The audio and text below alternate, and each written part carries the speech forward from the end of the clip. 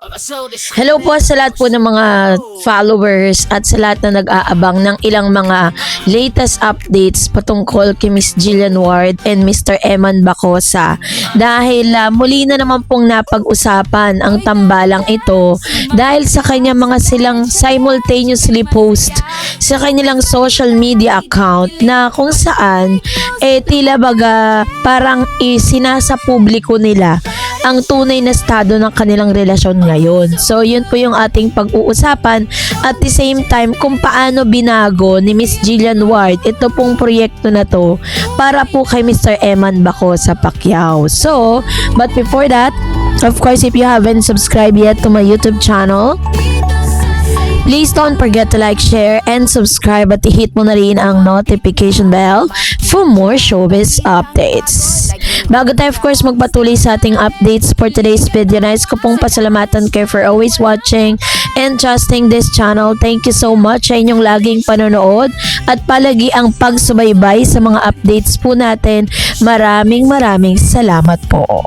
At ngayong araw, eto na pag-usapan na natin si Miss Jillian Ward kung saan ay sinasabi nga dito na tila may pahiwatig ito pong si Jillian dun po sa kanyang ginawang kanta. Kasi diba today or yesterday Sunday po sa programa po ng Pinasaya kung saan naroroon po si Miss Jillian Ward, nag-perform siya. Yung palang kanta na yon sa report, kung susuriin po natin yung kanyang kanta, isa sa pinakamalaking dahilan kung bakit muling napag-usapan si Jillian ay ang kanyang bagong single na Pumapag-ibig. Ayon sa mga ulat, ito ay hindi lamang basta kanta kundi isang personal na proyekto para sa aktres. Sabi dito, sa katunayan, siya mismo ang nag-edit ng ilang bahagi ng lyrics upang mailahad ang kanyang tunay na nararamdaman. Which means, bago pa man dumating sa buhay niya, ito pong si Mr. Eman Bacosa Pacquiao, ready na po yung lyrics ng kanta. Lahat po yun baga parang ready na siya for recording na lang. Pero dahil nga dumating sa buhay niya si Mr. Eman, kasi pag po naglabas kayo ng first ever single nyo, hindi po ganun kadali yan. Talagang may mga technicalities, may mga revision of ng mga parang lyrics ng kanta. At the same time, ang inaantay pa natin is kailan nila ilalabas yung kanila pong official music video ng nasabing song na inilabas po nitong si Miss Jillian Ward. Ayon po sa ulat na si Miss Jillian po ay meron pong mga binago. Marami akong binago, sabi niya, sa lyrics na mas na-express ko yung nararamdaman ko talaga. Hindi lang dito natapos ang usapin nang tanungin siya tungkol sa kanyang love life. Tila nagbigay siya ng matinding paghiwatig. Kasi tinanong siya, sabi niya, magsisinungaling ako pag sinabi kong hindi. Para sa maraming fans, malinaw na itong isang indikasyon na may espesyal na tao sa kanyang puso. Bukod pa rito, ang tema ng kanta ay umiikot sa mga emosyon ng pag-ibig, kilig, overthinking at excitement na karaniwang nararanasan ng isang tao at unti-unting nahuhulog. So parang sinasabi dito ni Miss Jillian Ward na yung kanilang stage ngayon or state ng kanilang relationship is nandun sa tinatawag na getting to know stage at connection nila ni Eman. Hindi rin may kakailan na isa sa mga taong inuugnay kay Jillian ay si Mr. Eman Bacosa Pacquiao. Ayon sa ulat, inamin ni Jillian na sila ay nasa getting to know stage. Isang yugto na hindi pa relasyon ngunit lampas na sa simpleng pagkakaibigan. Dagdag pa niya, inspirasyon niya si Eman at magandang kanilang samahan kahit abala sila sa kanilang career. Sabi ni Miss Jillian dito na nasa getting to know each other na po sila at hindi na po parang sabi doon sa ulat na hindi na po basta friendship, 'di ba? Kumbaga parang mas nag-i-exceed na. Tapos here it comes, meron po silang mga repost na mga sa kanilang social media account na parang may pahiwatig na sinasabing nasa sila private relationship. Mas minamabuti nila na magkaroon sila ng pribadong relasyon para nga naman walang makibatin. Tingnan nyo ngayon, 'di ba, may mga ganap si Miss Jillian. Tapos pinipilit na mga bashers, pinipilit ng ilang mga, ewan ko kung supporters or bashers yan ni Jillian, na yun daw ay tumutukoy kay Rahil. Kahit ang dami na pong mga statement ni Miss Jillian na tumutukoy talaga kay Mr. Eman, ano? So, talagang pinipilit nilang si Rahil yun kasi alam niyo po, yung mga basher na yan, kaya ganyan sila. Kasi nga ayaw nila kay Mr. Eman. Dahil feeling nila ay hindi bagay si Eman, yung itsura daw ni Eman, yung total package ni Eman, ay hindi raw bagay kay Miss Jillian Ward. Parang sila yung nasusunod, sila yung gusto nilang masunod.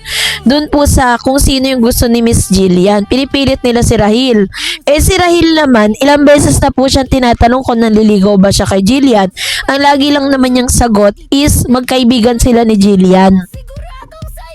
At hindi po siya nanliligaw, ano, dahil yun nga, medyo tinatanggi po ni Rahil yan. Aba, napakaswerte naman ni Rahil ngayon. Dahil dati hindi naman talaga nababanggit ang pangalan ni Rahil at hindi naman talaga siya kilalang aktor. Pero dahil po sa pagsulpot ni Eman Baco sa Pacquiao at ng tambalang Jillian Ward, parang nababanggit na siya ngayon. Nasa sirkulasyon na rin siya ng mga ano ngayon, issues na mga chika, 'di ba? So dapat magpasalamat itong si Rahil kay Eman Baco sa Pacquiao dahil dito napag-uusapan din siya at nababanggit ang mga pangalan siya sa mga social medias and mga showbiz chismis na mga ano po no, na mga programa and na mga vloggers, 'di ba? Kumbaga unti-unti siya na nai-introduce no sa publiko. Pero sabi dyan, sa punto lamang, dagdag pa niya, inspirasyon niya si Eman at maganda ang kanilang samahan kahit abala sila sa kanilang mga career. Sa punto pa lamang nito, masasabi nating may connection, may closeness at may posibilidad. Ngunit hindi pa ito opisyal na relasyon. So, meron naman din pong sinasabag dito na yung controversial issue na tungkol sa one-sided love post. Lalong uminit din yung usapin at naipaliwanag ko sa inyo kung ano yung totoong meaning no nung sinabi ni Mr.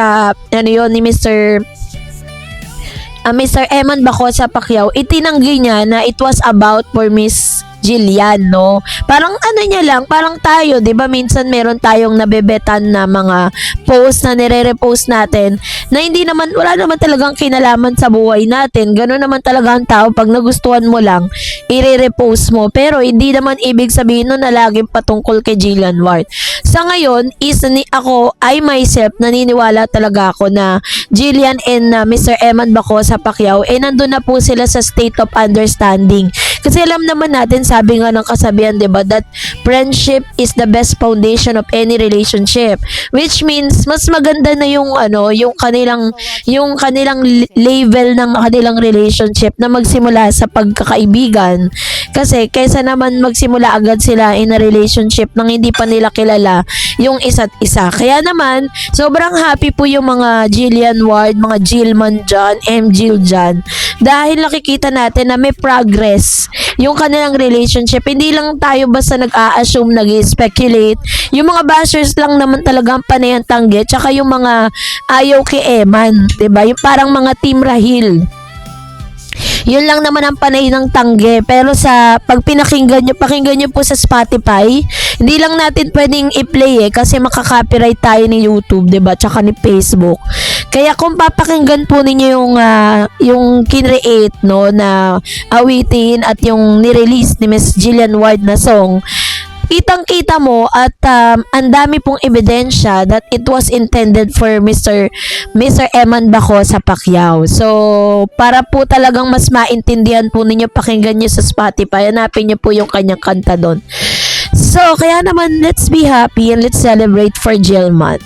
So, that's it for today. For more videos and updates, please don't forget to like and subscribe, and please don't forget to follow my Facebook page, Dar Eds TV and Dar Eds channel. God bless everyone!